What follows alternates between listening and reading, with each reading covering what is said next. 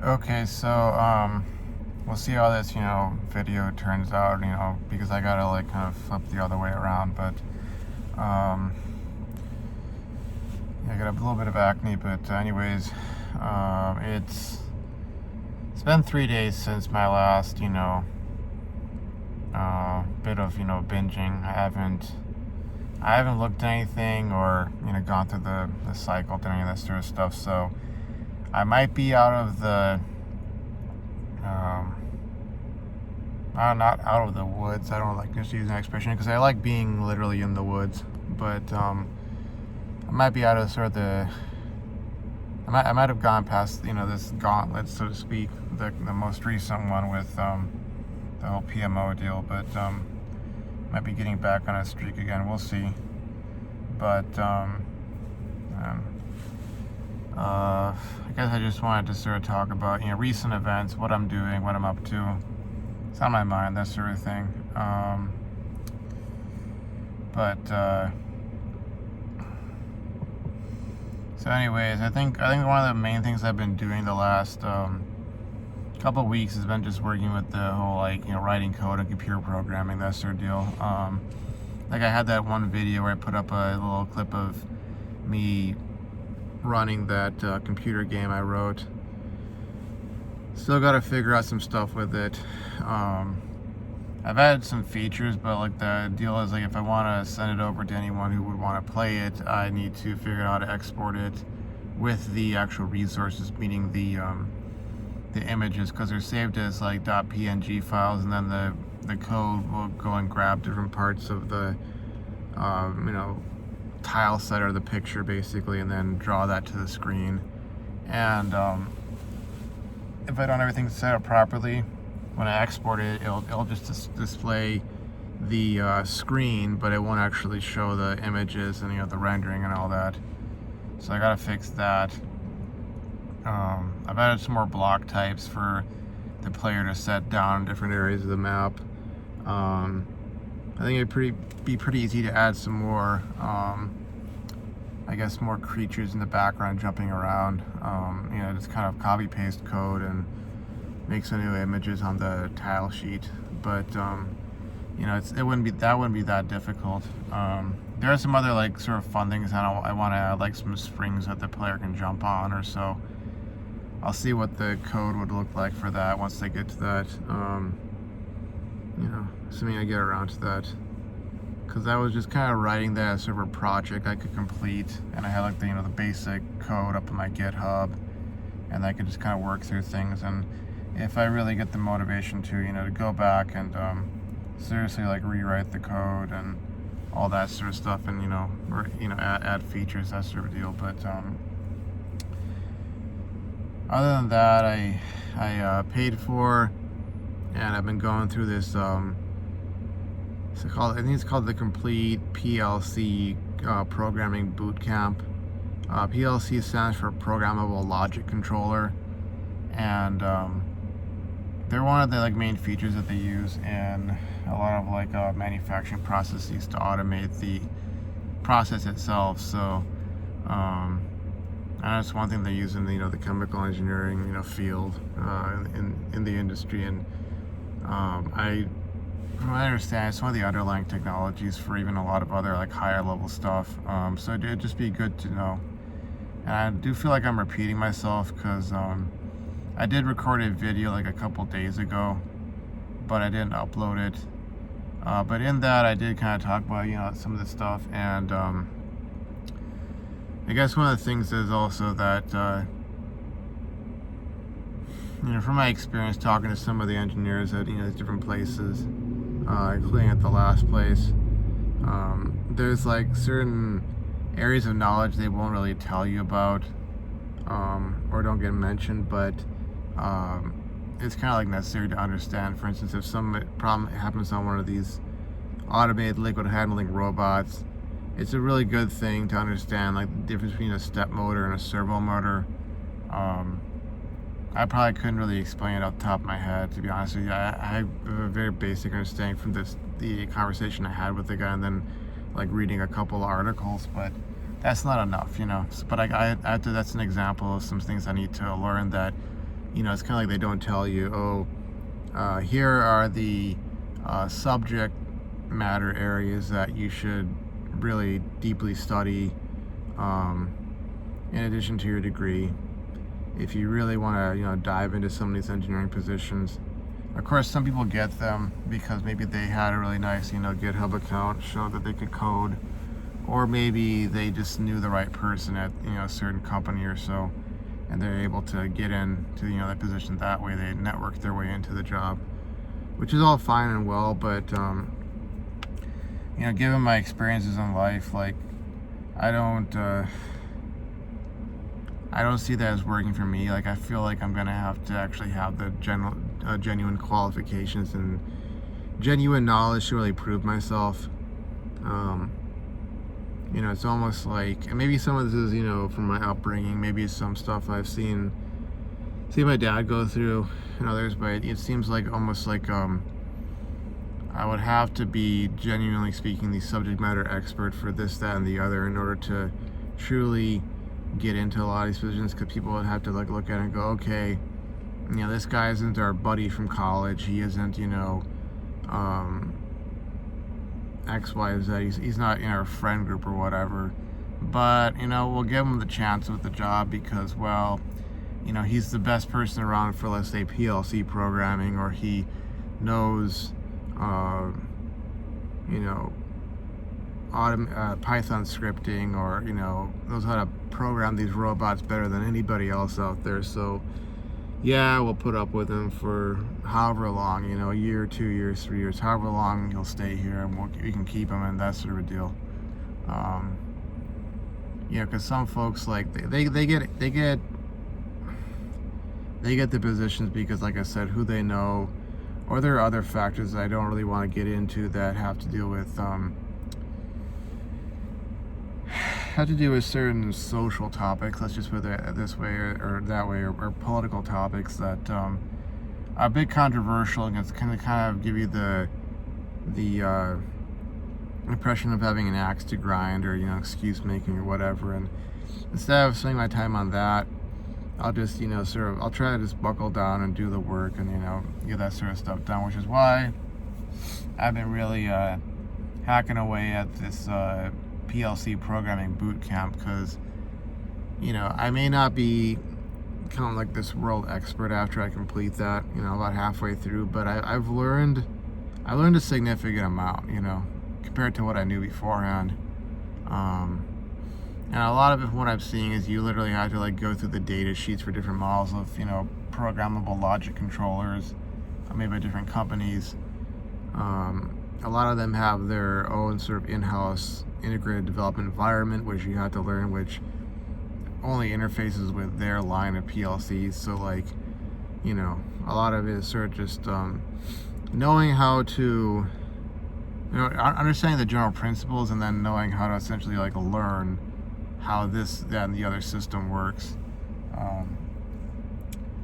Based off the data sheets and the manuals, and knowing how to go through them and find the information you need, and then applying that, and eventually learning the different the differences between these different systems. Like I've had to for instance change the PLC model I was using in this IDE. It's like there's one IDE that the guy has been using, is made by Mitsubishi, but that one I haven't been able to get my hands on. I think it's very much proprietary, to the extent that you'd have to have an account with the company and somehow be able to download it that way, and it might cost some money. But there's this other one that he's pointed out that started off beginning of the course.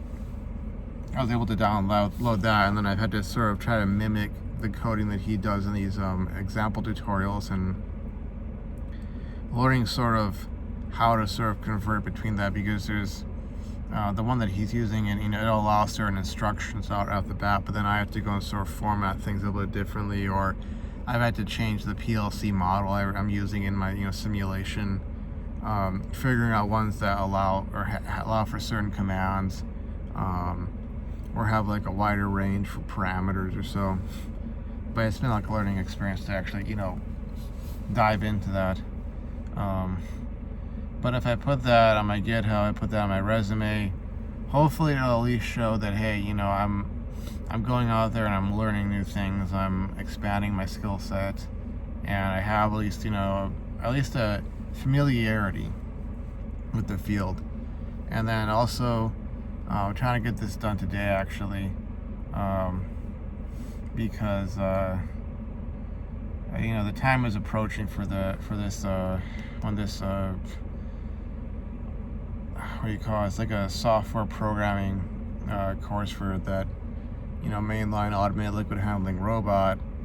That's going to be in early June, and I'm trying to get the form filled out, send it over to the guy I'm in contact with, or been in contact with at the company, who's one of the trainers.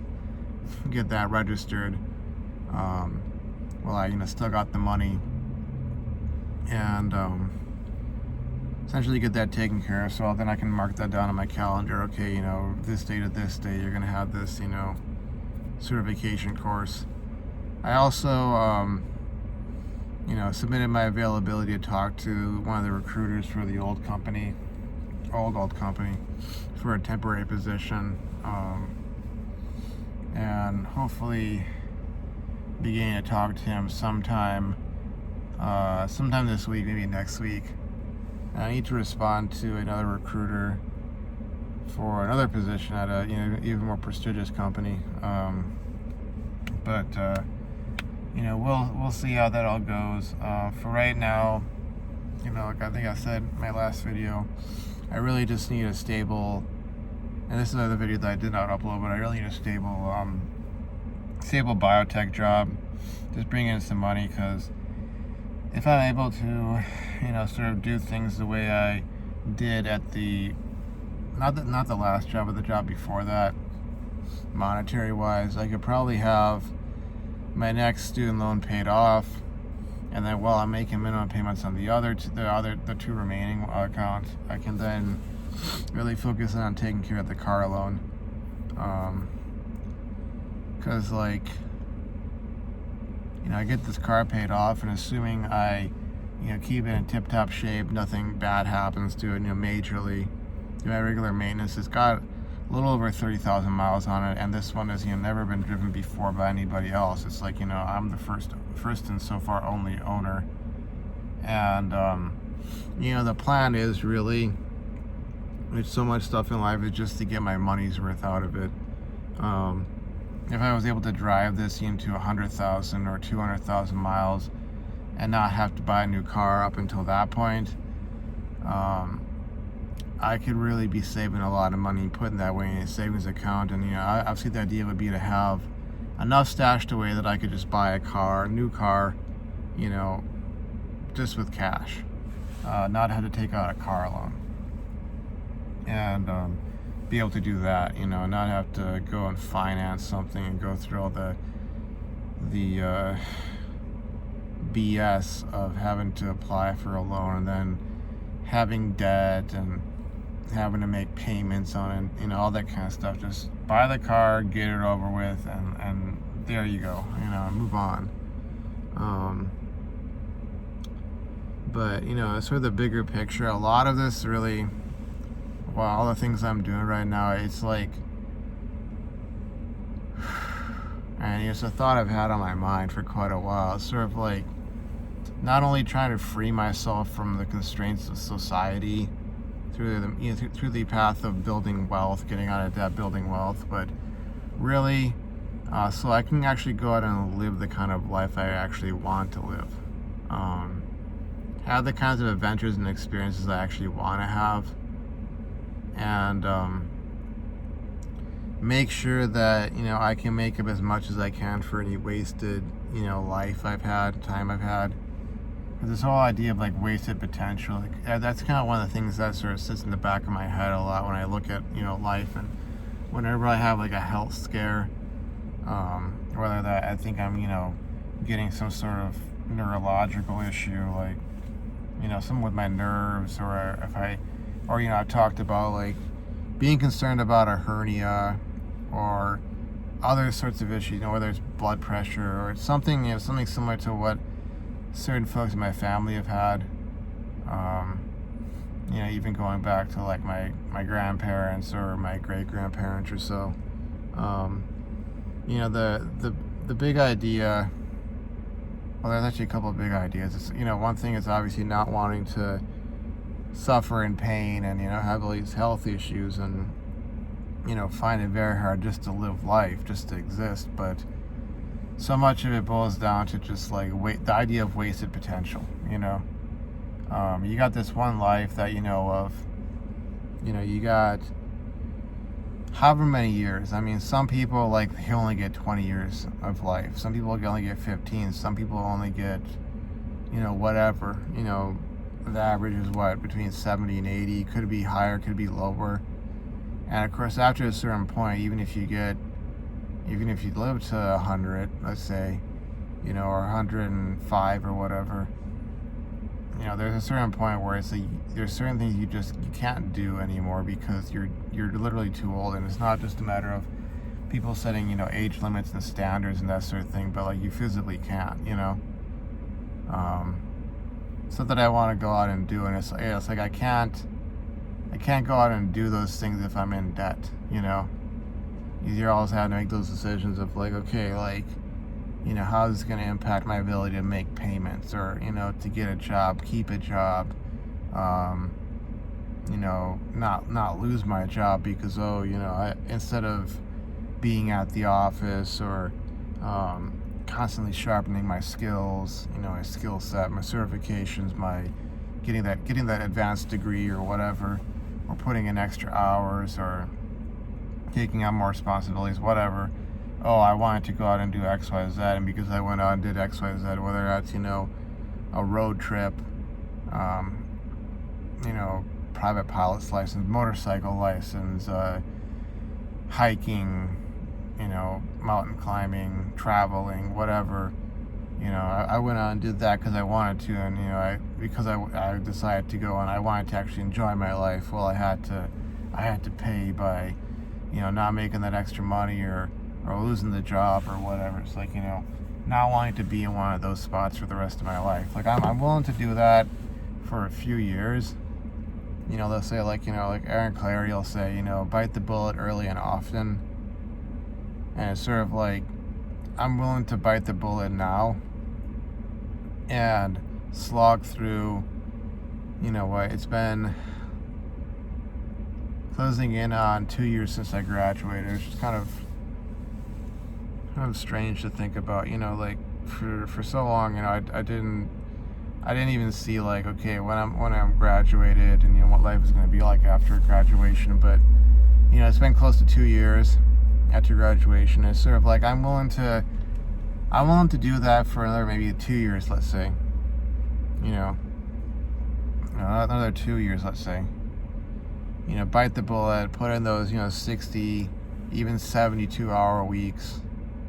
Make that extra money, live super minimalistically. We're talking not buying new clothes, not traveling anywhere, not getting any nice new things, having 1 or 2 meals per day, not spending a whole lot of money on a whole lot of stuff, and throwing every available dollar I can to pay off my debt. So I'm willing to do that, But once that's done, it's wealth building time. It's putting away money for an emergency fund. It's, figuring out the right investments, saving up money to put into the stock market, or saving up money to go buy rental properties or cryptocurrency or something, gold, silver, whatever the actual plan turns out to be, it'll be that time. And it's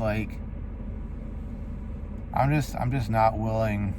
I'm not willing to do certain things, I'm willing to do what's necessary right now to get myself to a certain point, and I'm not willing to listen to a lot of stuff that certain people in my life would want to throw at me, telling me what I can or can't do, what I should or shouldn't do, especially since so much of it comes from a perspective of not what's good for me, but what's good for them, what would make me useful to them, not what would make for the best life for myself, And I think the kind of frustrating thing, and this is a long sort of ramble of sorts. I'm covering a lot of topics, but one of the sort of annoying or frustrating things is that a lot of what has driven me to even survive this long in life and to, overcome what I've overcome and to continue on and try and bounce back from this and that, roll with the punches, that sort of deal, has been ideas, hopes, and dreams that were, and ideals that were instilled in me by these very same folks, this semester, I've had to essentially drop out of that class, not drop out of school, but to drop that class. And I'm looking at, let's say a month from now, I want to not only have those 2 certifications I'm working on, but I want to be signed up for another class over the summer that will be the thing that I'll, use to like bounce myself back, and get back on track. Not let things continue in this path. And it's sort of like the way I'm looking at so much of life is like doing what's best for myself. And this is where I end up, maybe even touching on the topic of like marriage and relationships and girls and all that, because, it's been one of those big impactful things on me, especially the last few years, and man, I just, for the most part, I just kind of don't care. I know with what happened with the last job I had, a lot of that I see sort of as, it was sort of like one of those cases where I kind of almost got I got basically emotionally short-circuited, and it's something that I need to become even better at guarding against, because man, it's just even more evidence of like how much it's just not worth it to get involved with anyone, because I'll get another job, that's not a problem. I will get another job. I have way more qualifications and experience than I did when I graduated, definitely before I graduated, especially with the way the industry's going right now. I will get another job. I'll make that happen. But a lot of what I had to go through, it's just like, and I think I've kind of like gone over a lot of stuff in the past already, but there's very little bit of a return on your investment, and there's a lot of damage done to your own valuation, like how you rate your own value when you're dealing with someone else, especially from a certain subset of the population in this contemporary day and age. And as much as I still have that pull or that draw towards those types of folks, because obviously I'm a dude, I like girls, I'd be walking into the street, and if I see an attractive woman, I'm gonna check her out. It just, it's the way it is, because that's just how I'm wired, But I see how poorly they are capable of judging value in a man, and I see their fickleness, and I see how it's something that so many folks they call it the manosphere. They talk about how it is with women, that when they're young and attractive versus when they're older and not really attractive, how they think and what they prioritize, and just the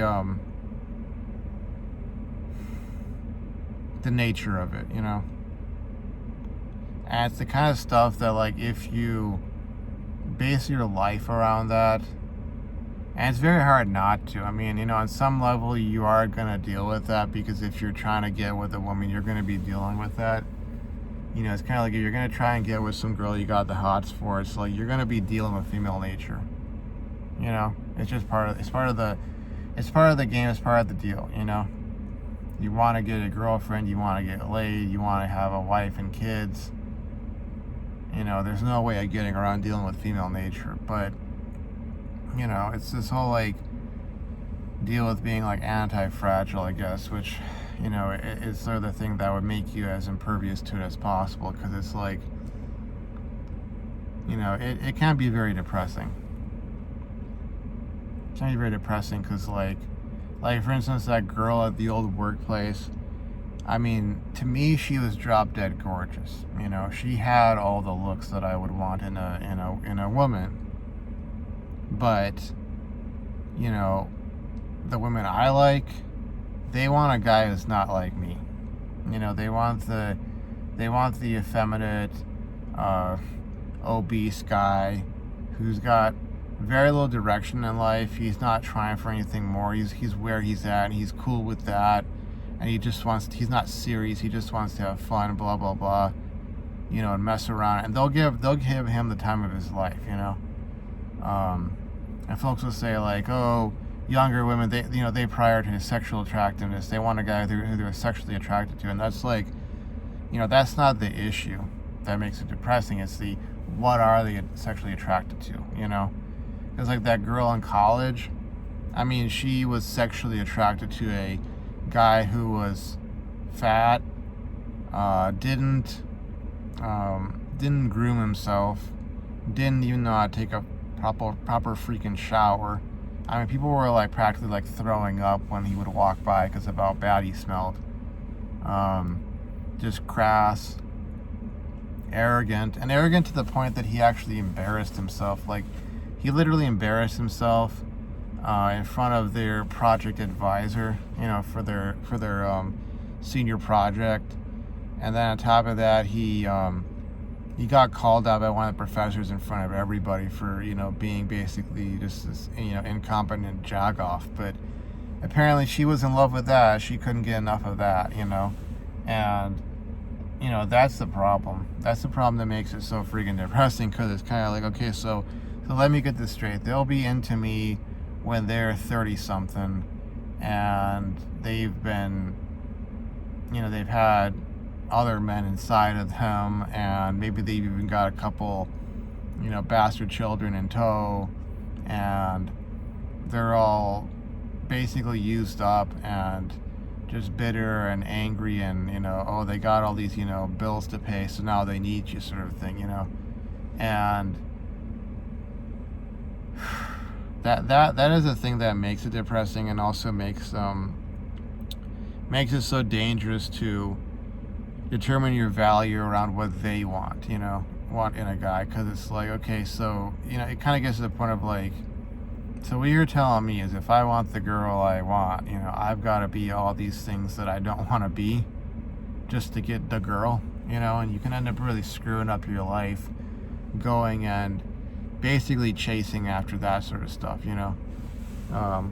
Because inevitably, like, you know, they will get older, and things will get to a point where, you know, they can't afford the fun guy anymore. And what if you've fallen head over heels for her, and you're wanting to stay with her long term, and now it's like, oh crap, I gotta scramble now and, you know, land that 6-figure job, or somehow get that degree, get the certificate, whatever, you know, I gotta get that money, because, oh, she's gonna leave me if I don't, you know, shape up or whatever, you know.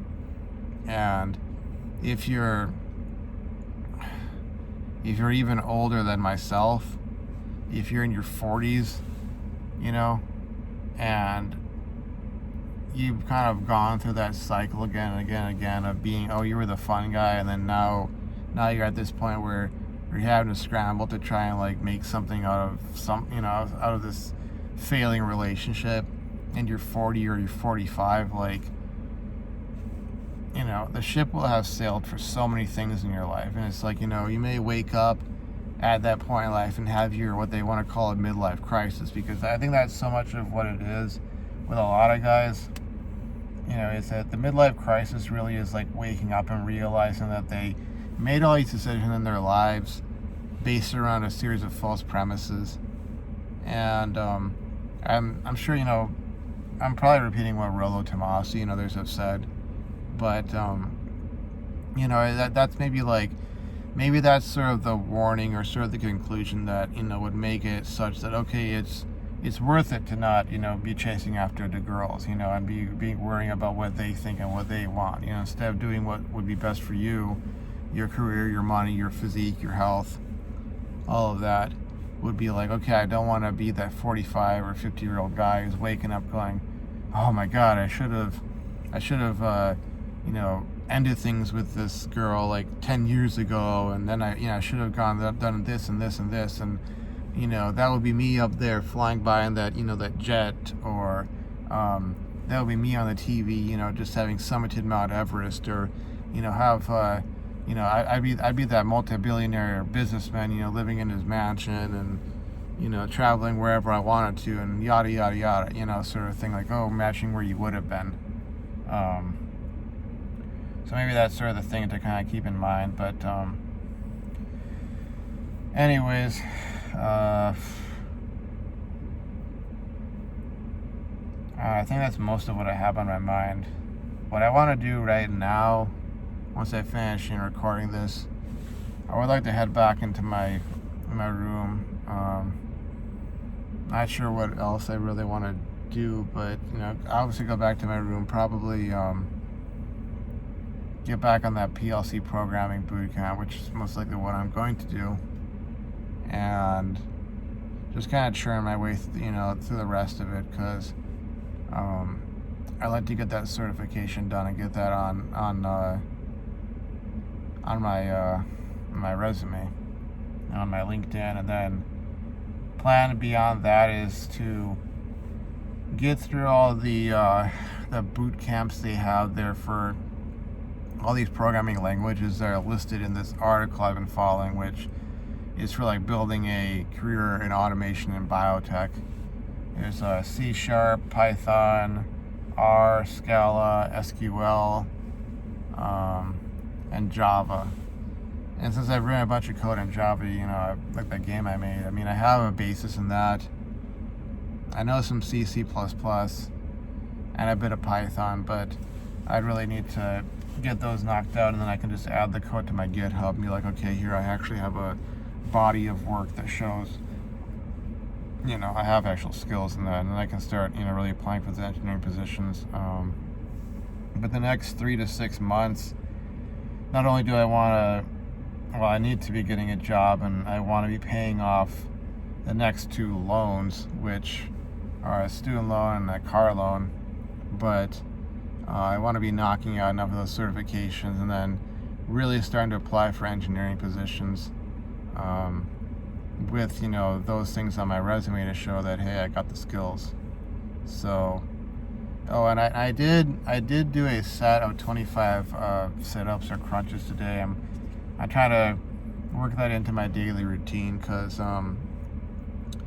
I've had some recent occurrences. Felt like some muscle spasms in my abdominal muscles, and I feel like I really need to be strengthening my muscles, like there, because that's been one of my main sort of fears or concerns. Thinking about hernias and that sort of deal. And it's sort of like I've looked up like stuff you can do to prevent that, and obviously there's the whole weight loss. Don't get overweight, don't get obese. Change up your diet, that sort of thing, to lose that weight, but also exercises to do to strengthen your abdominal muscles so that you don't get a hernia, and trying to work my way into some sort of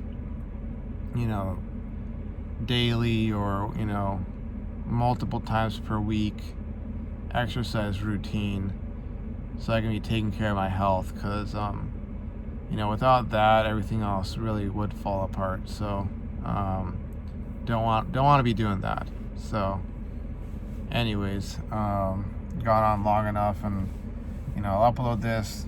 There are some other things health-wise that I may get into talking about. I've kind of flip-flopped on talking about them, but I almost feel like there's sort of no point to discussing that when I can't do anything about it right now. It's not right now at the point where it'd be like a major thing, but it's sort of this issue that I'll have to be taken care of in the near future once I'm able to get into like a dermatologist or so. But anyways, that's it for me now.